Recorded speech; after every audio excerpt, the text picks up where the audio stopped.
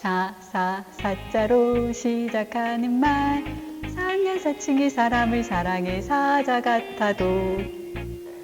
안녕하세요, 작가님. 간단한 자기소개와 4학년 사춘기 소개를 부탁드립니다. 안녕하세요. 어린이 책을 쓰는 양승현입니다. 4학년 사춘기는 사춘기의 여러 고민과 갈등, 그리고 가족이나 친구에 대한 고민, 이런 것들을 풀어가는 과정과 그 속에서의 성장을 다룬 이야기입니다. 4학년 사춘기는 사춘기의 일상을 생생하게 다룬 동화인데요. 작가님께서 사춘기를 작품의 소재로 선택하신 계기와 작가님이 생각하시는 사춘기의 의미가 궁금합니다. 어린이가 자라서 청소년이 되고 더 나아가 어른이 되는 것은 저절로 나이만 먹는 것이 아니라 일종의 성장통을 겪게 되는데요. 그 중에서도 사춘기는 가장 눈에 띄는 성장통을 겪는 시기입니다. 그래서 저는 사춘기라는 것은 피해가고 싶은 나쁜 것이 아니라 우리가 겪어야 하고 한편 우리를 자라게 하는 소중한 것이라고 말하고 싶어서 이 주제를 선택했습니다. 4학년 사춘기에 실린 5편의 이야기는 사춘기의 여러 고민을 다루는데요.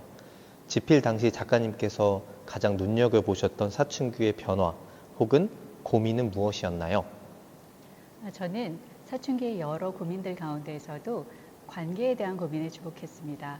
사춘기라는 것은 관계가 새로운 관계를 만들어가거나 또는 기존 관계에서도 변화와 재정립이 일어나는 시기인데요.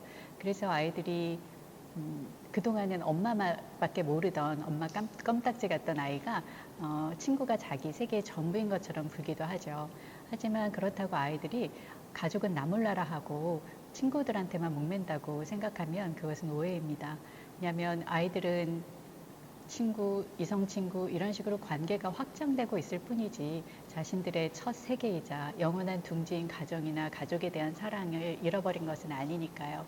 그래서 때때로 자기 마음을 자기도 몰라서 급변하는 사춘기를 겪느라고 애쓰느라 자기 가족들에 대해서 등한시할 때 아이들은 때때로 가족들에 대한 미안함이나 고마움 이런 것 때문에 자기가 미워지기까지 할 정도로 가족들을 여전히 사랑하고 있다고 말씀드리고 싶습니다.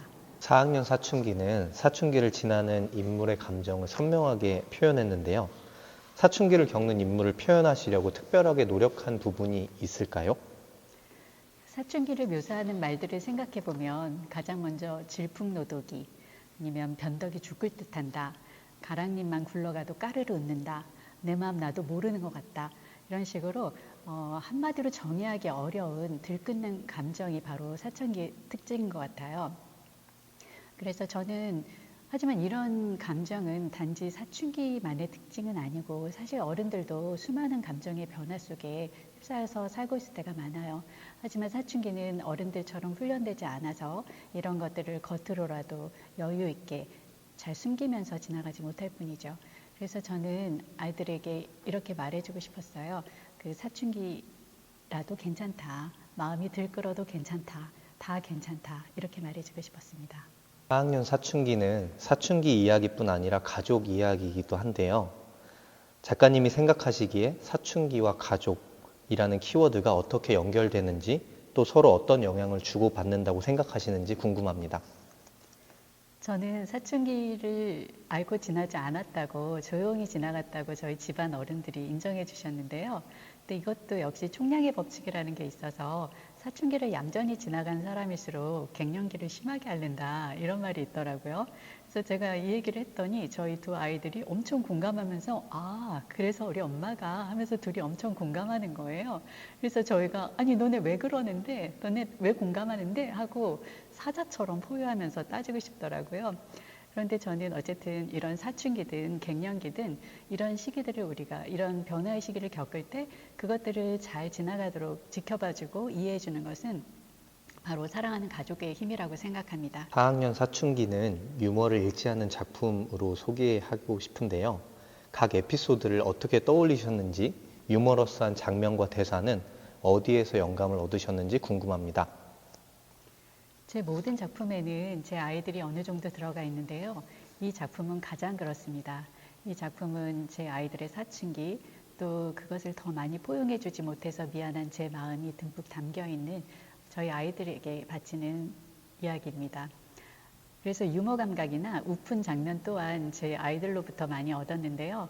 하지만 제 아이들이 이 정도로 사자 같지는 않았다고 이 자리를 빌려서 분명히 밝혀둡니다.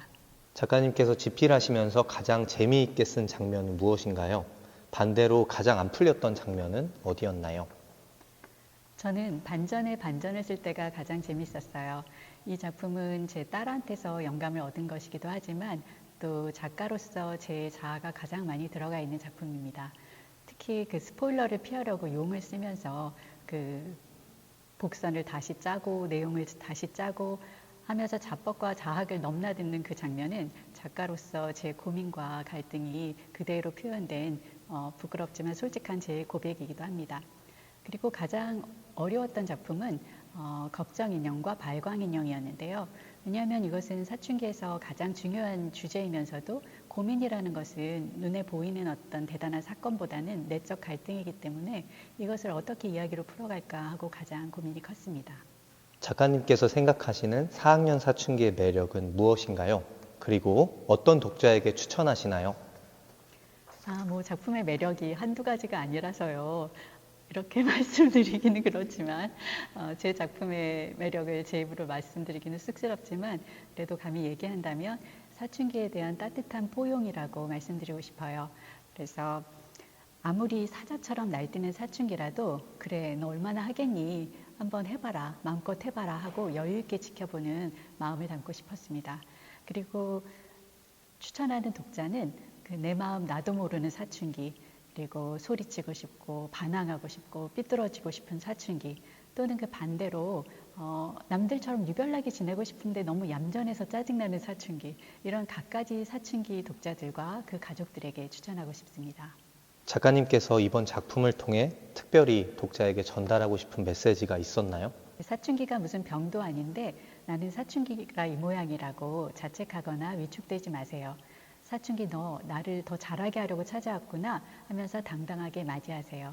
영원히 들끓을 것 같던 사춘기도 어느샌가 지나가고 여러분은 어느샌가 한참 자라 있을 거예요. 올여름이 너무너무 무덥고 길었지만 어느새 지나가고 어느새 이렇게 추운 겨울이 다가온 것처럼 말이에요. 마지막으로 4학년 사춘기를 읽을 독자께 감사와 사랑이 담긴 인사를 전해주세요. 사자로 시작하는 말 4학년 사춘기 사람을 사랑해 사자 같아도 한 번은 겪는 사춘기 하지만 다시 오지 않을 사춘기를 사자처럼 용감하고 멋지게 헤쳐나가세요. 따뜻하고도 힘찬 응원을 보낼게요. 화이팅!